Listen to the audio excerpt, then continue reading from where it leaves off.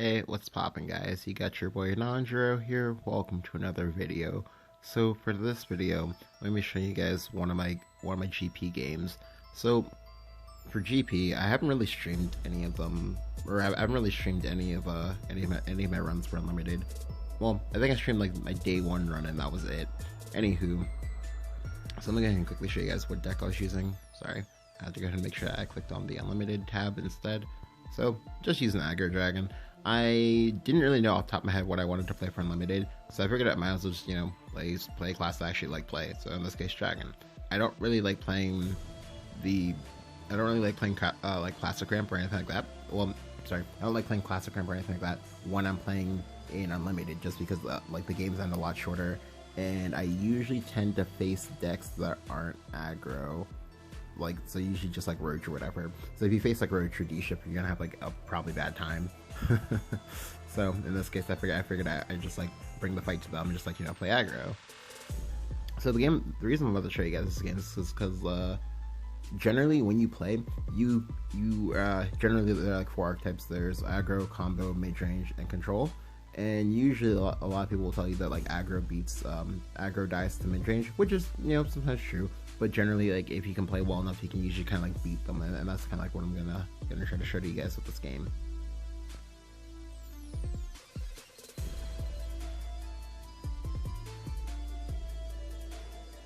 So being honest with you, this game was actually a nail biter for me for a lot of different reasons. I had won my first 3 games, and being on the bubble, that is to say, being so close to achieving your desired result, in this case getting my 4-1 or at least my 5 or my 5-0, is actually such a nail biter. Just because like if you lose that game 4, you're if you lose the game 4, you're just like instantly on tilt, because you know that, oh well, I have to win this, I have to win game 5 no matter what, and there's a lot of crazy BS that can happen to you. So I kept the aficionado because like if he was aggro, like aficionado was like great, but I pick up more 3 drops and like, oh god, no. I missed my 1 drop, but that's fine. And I have a 2 drop, and I'm like, okay, cool. He missed his 1 drop, so I'm like, okay, that's good. I pick up Siegfried. I don't actually know how good Siegfried is. Well, Siegfried is versus Sword in particular, but when he plays Kahul in here, I'm like, oh god, he's mid range. Okay, that's terrifying, but we'll get through it. So the nice thing is that I went first. Going first as aggro versus like mid range is one of the like the first steps. Like you have to go first. You just have to.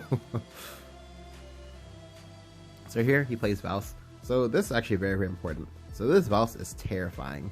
Now if he's a good player, what he'll do is he'll hold that Vals push in his hand for the entirety of the game. The reason why I say this is because like the only way, and I quite literally mean the only way for me to beat this guy, like straight up, just from like right now, is for me to be able to play Forte at some point in time and have not be able to clear the Forte. Right now, the only removal spell that to play, the only removal that's actually a creature removal, or sorry, that's actually a spell-based removal, is the potion that they get from Vals. That's it. Like most people do not play Shield of Flame, and Lancer Tempest usually doesn't come out at a nice enough time for them to be able to like cheese me out with this. So if I can force them to use the potion, that's great for me. So here I'll go and play Singer, draw first, pick up another Singer. I'm like, yikes. So here I actually go ahead and trade in my 2-1. To be honest with you, I don't even actually know why I traded in the 2-1. I must have been on tilt, or yeah, like I'm just gonna say tilt. But here we go. It works out in my favor because here he plays that White Paladin here. Now this White Paladin would otherwise like stonewall me, but I actually get to clear off the entirety of the White Paladin board. So here he trades into my Singer. That's fine. I draw a card. I'm like, okay, cool.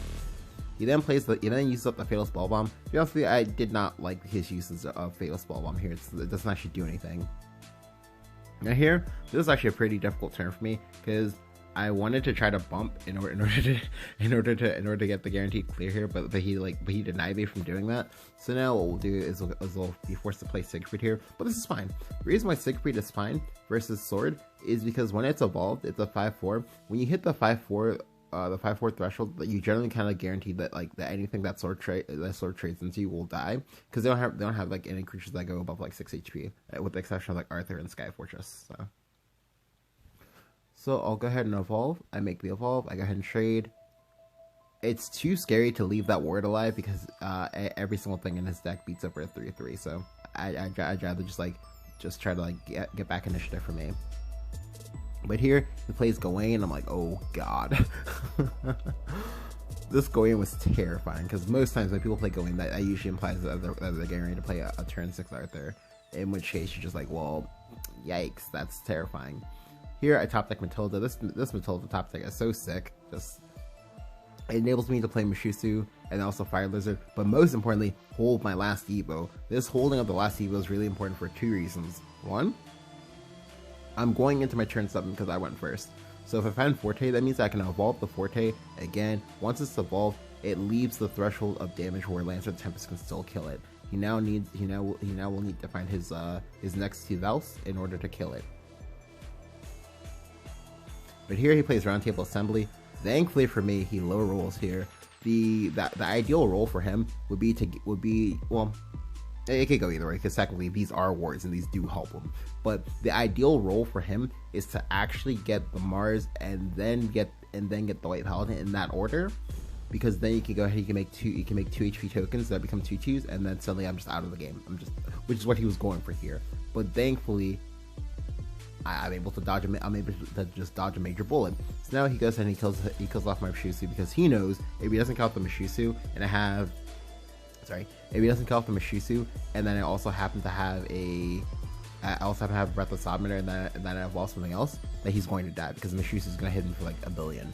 So here I top deck my Forte, but that's fine. I'm not gonna play it here. I'm actually gonna play it by Ayala because now I get a very, very nice clear.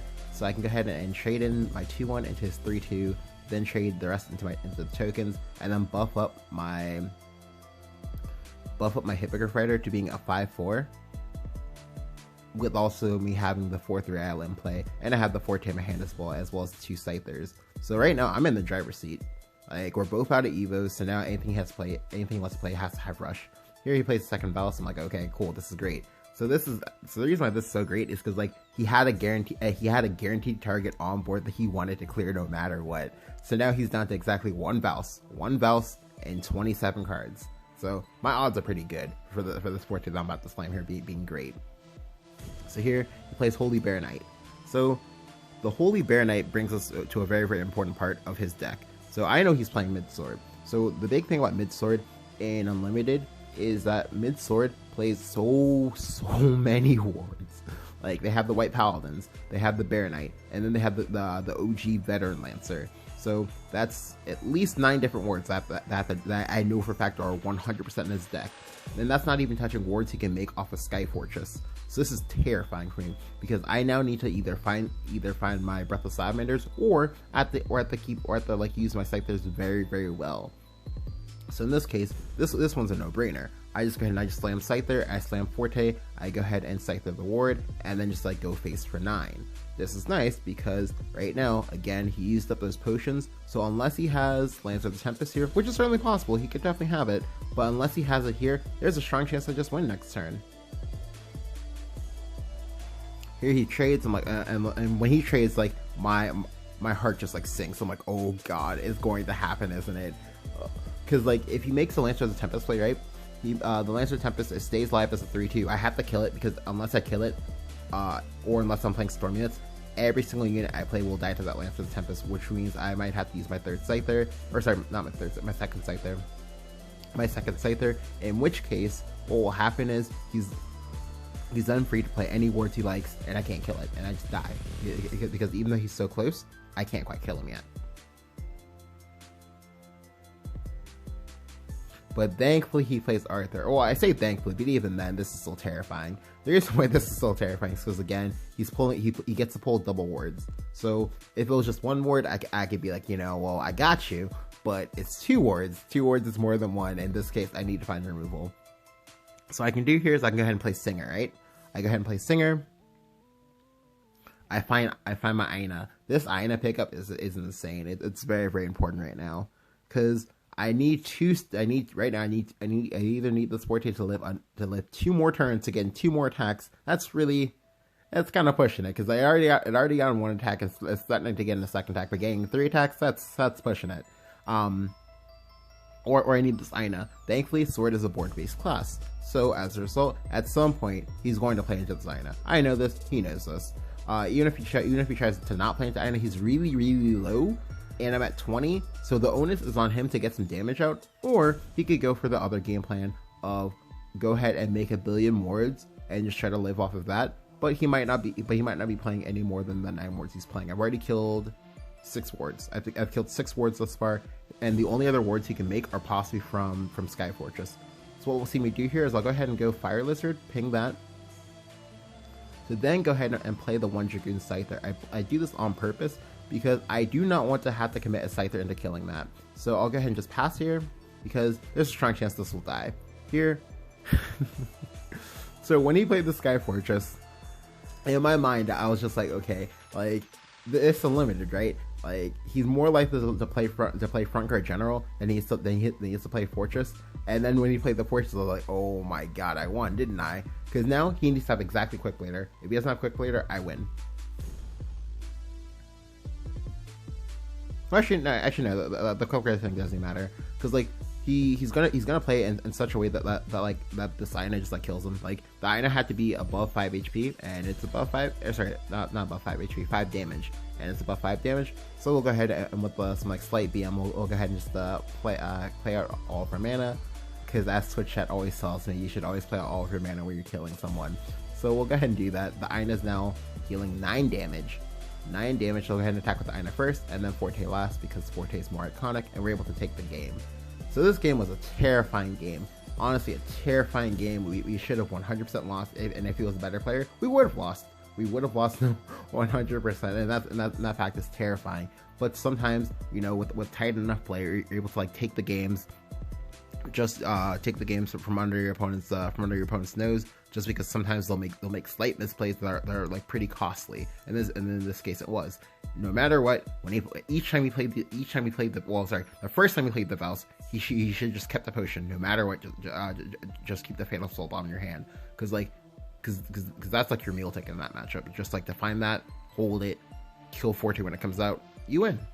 That's it. You just win. But he didn't do it, and we're able to get him. Yeah. If you guys enjoyed the video, go ahead and leave a like. Go ahead and hit the subscribe button if you haven't. Thank you guys for watching, and I'll catch you guys next time.